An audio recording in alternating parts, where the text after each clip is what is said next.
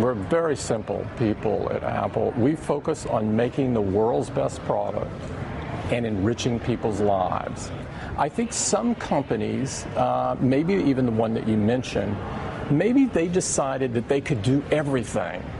We have to make sure at Apple that we stay true to focus, laser focus. We can only do great things a few times, only on a few products. Focus on signal over noise. A lot of companies get confused. They spend money on things that don't actually make the product better. So, for example, at Tesla, we've never spent any money on advertising. We put all of the money into R&D and manufacturing and design to try to make the car as good as possible. I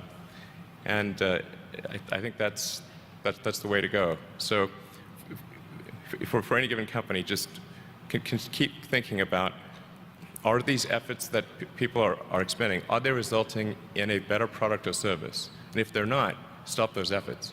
How do you stay focused? Answering this question is perhaps the most important, critical thing you will ever do in your lifetime, period. So I hope it is an absolute priority for you to learn to take back your focus in life, for you to get more distinct and more clear about what your focus really is, and for you to finally decide, you know what, if I don't finally get my focus in check, if I keep wandering around distracted, if I keep looking at every new thing that pops up, if I keep trying every single new opportunity, if I keep saying yes to everything, if I keep listening to everybody's complaints, and if I keep doing whatever they ask me to do, at some point, you'll lose your life. And I don't mean that physically as in harm or death. I mean that one day you'll wake up and say, I don't feel like I've accomplished what's meaningful to me. I don't feel like I'm in a job that I care for.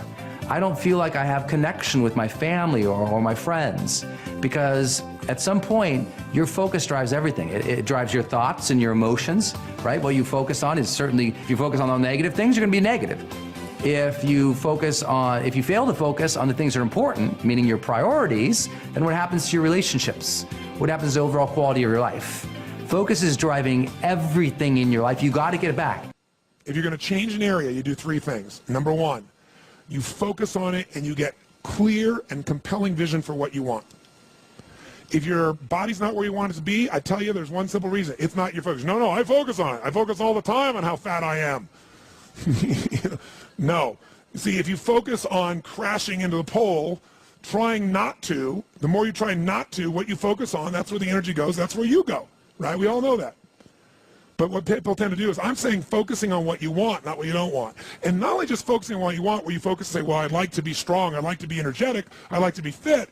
It's focusing and making it compelling.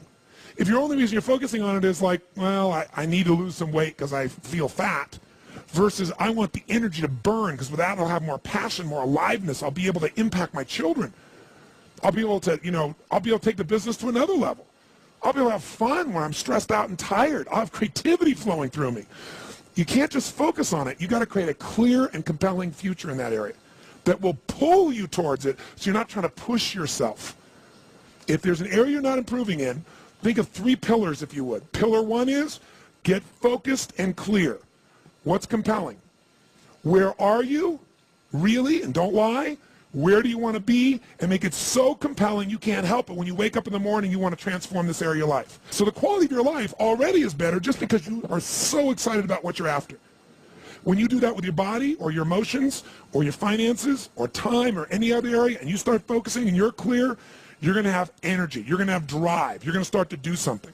How do you make sure what you do really works? You need the second pillar. And think of this as three pillars. Because, two-legged stool is going to fall over. One leg, you can't sustain. Second pillar, you got to get the best. When I say get the best tools. Get the best map. Get the best mentor. What I'm looking for is, it's wonderful that you're focused and clear and excited, but if you're running east looking for a sunset, you got a problem. I don't care how much you believe, I don't care how much enthusiasm you have, you got the wrong tools. You got the wrong strategy. You got the wrong map. And so it's really critical in life, I believe, to get a map and get a mentor. Because the map very often changes, and the best mentor, somebody who's the best at what they do, they know the shortcuts, don't they? Or they know when the roads change. You don't get stuck hanging out, in the desert when you're trying to get to the ocean. metaphorically. So I've always focused on not just finding somebody good, but who's the best at it, who's got the best tools. Think of that first pillar as a target. You're crystal clear on the target. And now you got the toolbox, man. You got the best tools, not rinky-dink tools, the very best. And the way to get the best, by the way, that I've done it is model someone who's already successful. All the tools I come up with, some I've obviously created, but the foundation came by standing on the shoulders of other giants. I went out and found somebody that's already got the result. Why reinvent the wheel? Success leaves clues. Find the best, figure out what they're doing, do that, alter it, find your view of it, but start with what already is working rather than starting from scratch and trial and error. But if you've got that focus, the target, and you got the toolbox, and you're still not getting what you want, it's because you got inner conflicts. That's the third pillar. You've got to resolve your inner conflicts.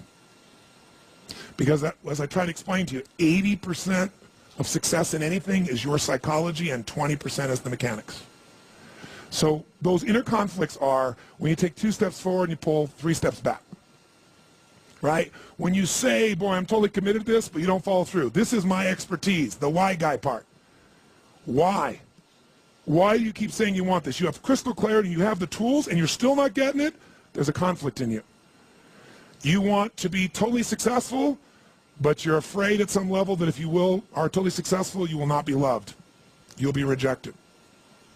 You want to be in a position where you have total free time and you want to build a billion-dollar enterprise. These are conflicts. You really, truly know you got the tools and talents to make this happen, but a part of you doesn't think you deserve to succeed because of something you did at some point in your life or something you made up. Or you think making money or being successful economically is not spiritual. And you're committed to being spiritual, and yet the other part of you, it's the inner conflicts between fighting parts. So what do we do in this third pillar? Think of it as a vault we got to unlock. Think of it as unlock and unleash. That's the third pillar. The way you unlock and unleash is you identify the conflicts. You get clear what they are. So you may have total clarity, even the tools, but how can you totally unleash and commit when you're being pulled in 2 different directions? You say, Tony, how do I solve that? There isn't one way. You've got to get clear about what's most important to you today, not what you think you should do based on an old blueprint, an old belief system, your parents, society, your friends. Otherwise, you'll succeed and not be fulfilled. So once you identify the conflicts, now what you got to do is align.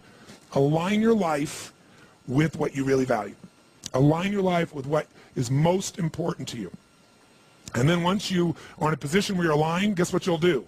Take action. You won't even have to work at it. When everything's in alignment, there's nothing pulling you away, boom, you go for it. But when you say, I want a relationship, but at the same time, simultaneously, I want to be in a position where, I never have to, I only get what I want every moment, or I never have to commit to anything, then obviously you're never going to get there. That inner conflict must be resolved. Once you align and you take action, guess what's going to happen? You're going to achieve. And once you achieve, you succeed. When you succeed, I'll tell you what you got to add to it. Celebrate, right? And then contribute. Pay it forward, if you will, as corny as that sounds. Remember the movie? Pay it forward, don't pay it back. Take what you've got, what you've learned, and bring it to someone else. And if you bring it to someone else, it continues that cycle of fulfillment, of joy, of meaning in your life, everything works. Where will you be in your business, in your life in 36 months? Not because you hope, because you decide. Everyone in this room knows how to create. You're not a manager of your life, you're a creator of your life, or you wouldn't be in this room. How do you create your life? You get hungry for something, don't you? Who has done something in your life that once seemed difficult or impossible, and now it's part of your life? Who's got something in your life in this area? Say I. How did you do it? You created it 3 ways. Number 1, you decided there's something you wanted so bad that you unleashed all your desire. You became obsessed with it. If it was a business or a car or a relationship or a transformation in your body, if there's something you once envisioned and now it's real, it's because you didn't just envision it, you brought so much emotion to it that now it's in your life. It was once a dream, it was once a goal, and now it's in your life. How many have something like that in your life now? Say I. You may take it for granted now, hopefully not, but it was once just a vision. may have seemed impossible at one time. So how did you do it? You started with a concrete vision of what you wanted, and you focused on it continuously, didn't you? Wherever focus goes, energy flows. You envisioned something, you got clear about it, and then you started thinking about all the reasons why you wanted it. You got excited about it. Said, this is what's next for me now. I want this. You may have dreamed about it, thought about it, talked about it. But when you focus on something continuously, something magical happens. You get insights, don't you? You overhear a conversation and you hear something you wouldn't have heard if you didn't have that outcome or goal that you wanted so badly. Who's ever come up with something, obsessed about it, didn't even know how to do it, and it just happened and it came together? Who's had that experience? Say I. So why don't we tap into that power now for your business and life?